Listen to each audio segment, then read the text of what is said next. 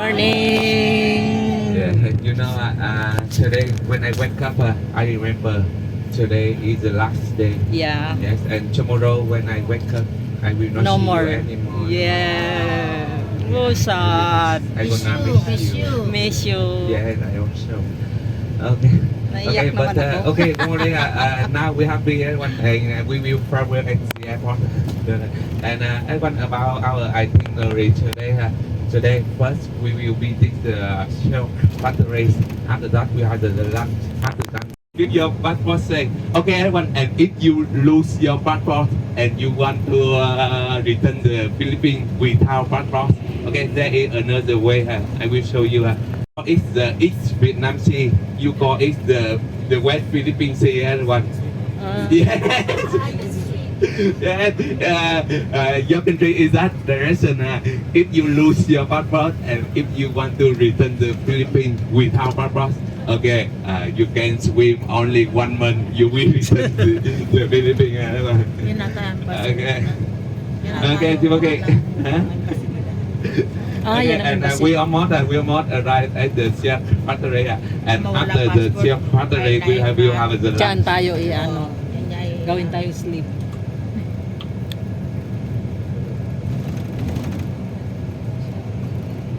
Ngayon lang natin to naikot dito. Forward mo nga din sa akin yung video mo yan ha. Ang alin? Yung video mo. Okay, everyone, and you already Oh. visit the pagoda, Lên Ấn Pagoda. You already visit the Pagoda. Pink Church, the Catholic Church, Yeah. and the statue of the Hinduism. So, can you guess what is the main religion in Vietnam? Buddhism. Buddhism. Yeah. Not really Buddhism, everyone. In Vietnam, only 6% of people follow the Catholicism. Only 5% of people follow Buddhism.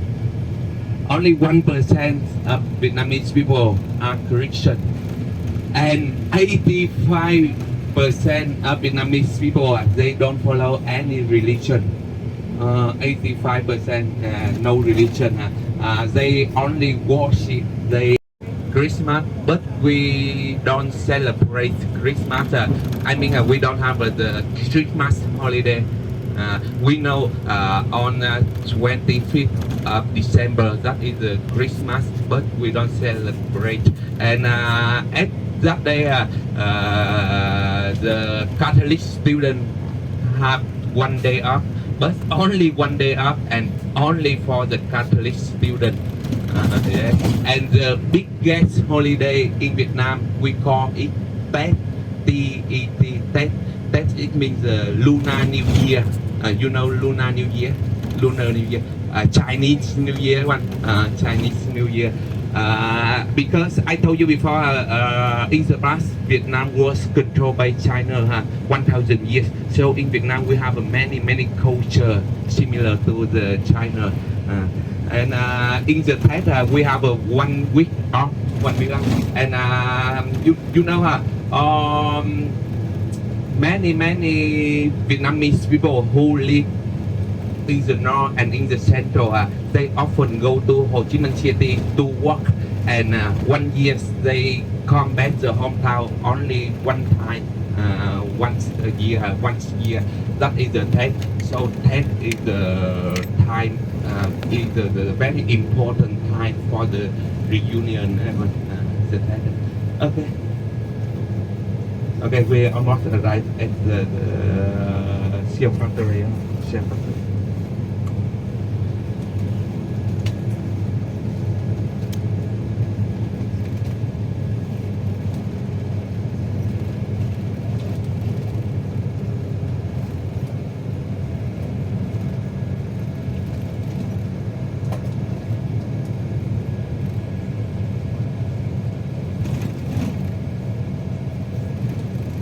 I-upload ko to sa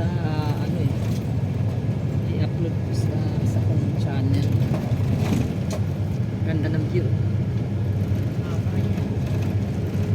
10, kailangan dapat 10 minutes. Kaya binidyo ko na nga lang. Maganda oh.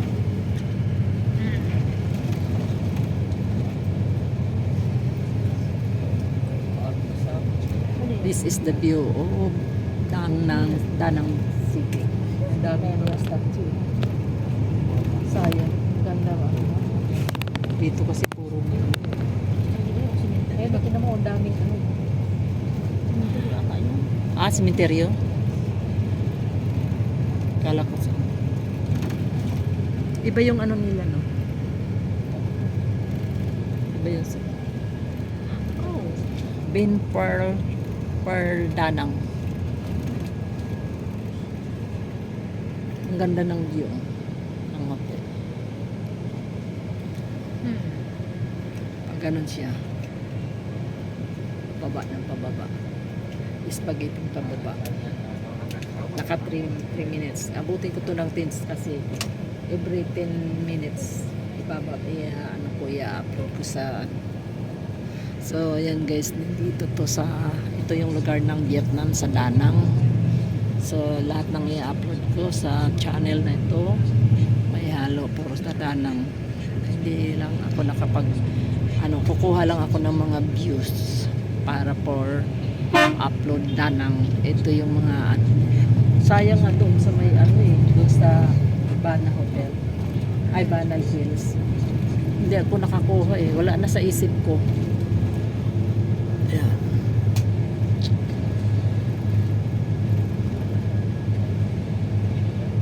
Kailangan 10 minutes. Ben Bin Pong Nan.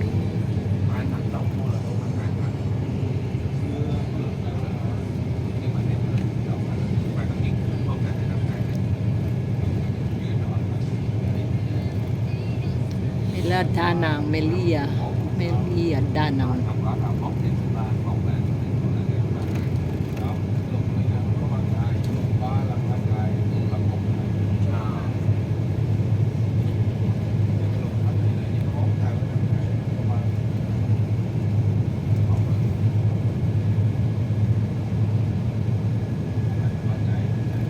Ang weather nila dito pareha lang din sa Pilipinas. Ang weather nila mainit din.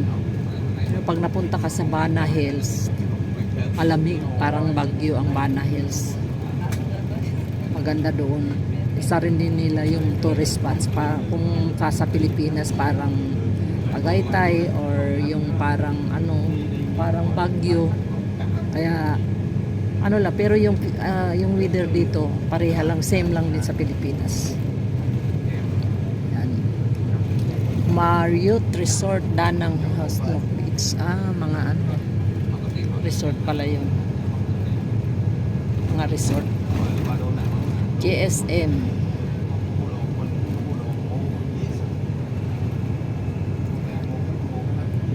Magaganda ditong ano nila. Tsaka walang jeep dito na ano, hindi uso ang jeep dito, puro motor bike. Yan, katulad yan, oh. Wala ka makitang jeep dito. Hindi sila gumagamit ng jeep, puro motor. Siguro yung mga may nasasakyan ng ano, yun lang ang ano, yung may mga nyugan din sila dito. Ayan guys, bago kami bababa kasi kakain kami, magla-lunch kami. Ayan, dito kami sa Dampa. Ayan mo, puro mga motor, oh. Okay, Sibogeng, we arrived at the Sipak area. Okay, tara na. Tara na. Hindi ko na to yung Sumabit yung pa ako sa dami. Dapat sa upuan mo nilagay.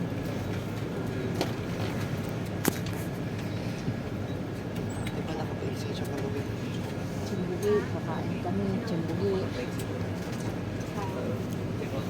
Pero busog pa ako.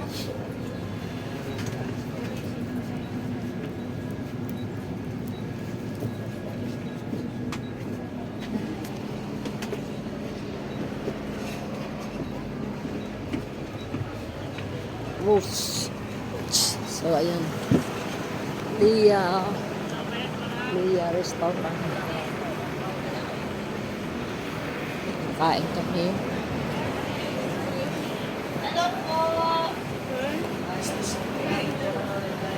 What's that? Zahabi. Hindi ka makakapasok pag wala.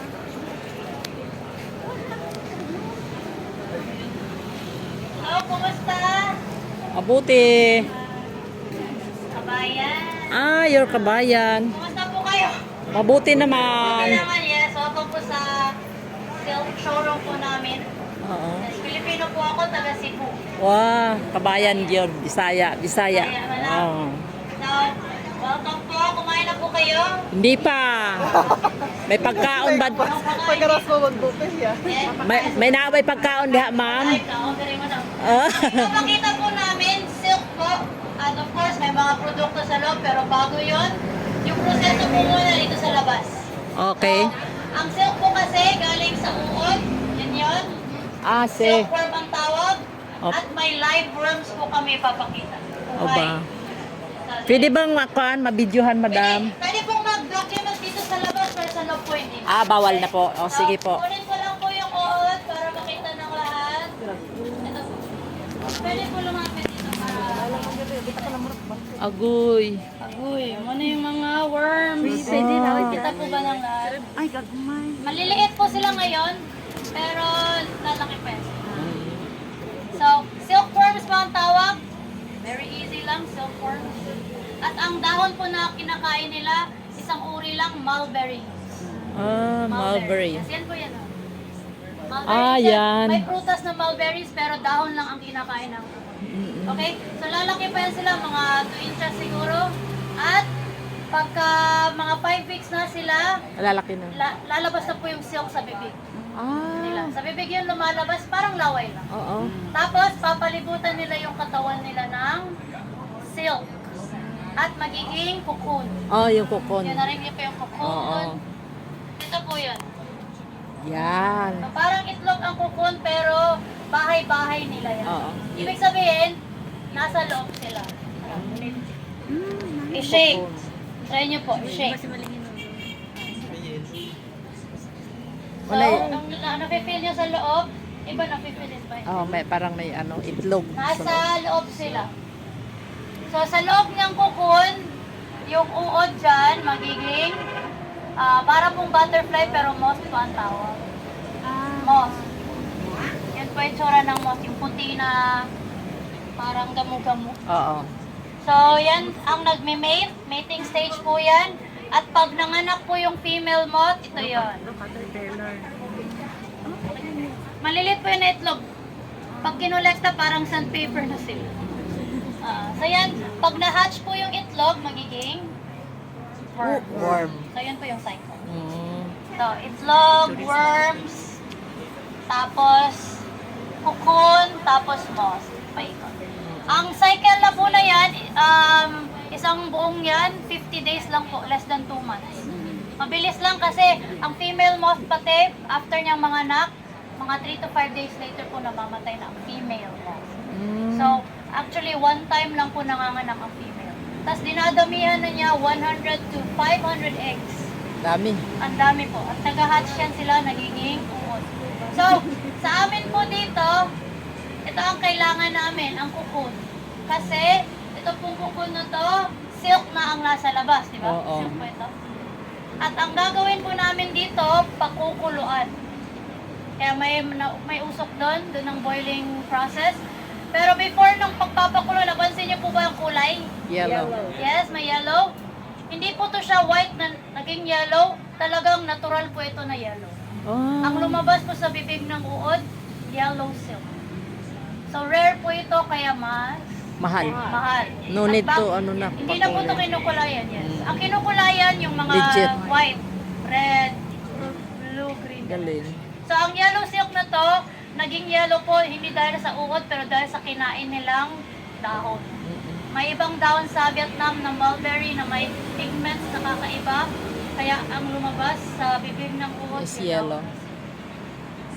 So yan po, pakukulaan natin to sila kasi ngayon, pag try nating hilahin yung silk, Ayan. napuputol Parang eventually, right? Pero pag pinakuluan po ito, dire-diretso na yan. Magiging sinulit. sinulit na. Ayan. Yan ang mga sinulit. Ginagawang damit, mga scarf, ganon, mga bed sheets. Sa amin po dito, we focus on sheets na silk po na sa amin. So, yun na po yung mga yan, kinukulayan to different colors para maging matibang kulay ng tela. So, kung tatanong niyo po, itong damit ko, Shopee lang po. Shopee mo tayo may. Maraming Shopee dito. Ah, Doon na tayo sira. mayroon din Dito na po tayo pala. sa pagpapakulo, guys. Follow me, children. Children. Ami, ka na. Yung awiyaya.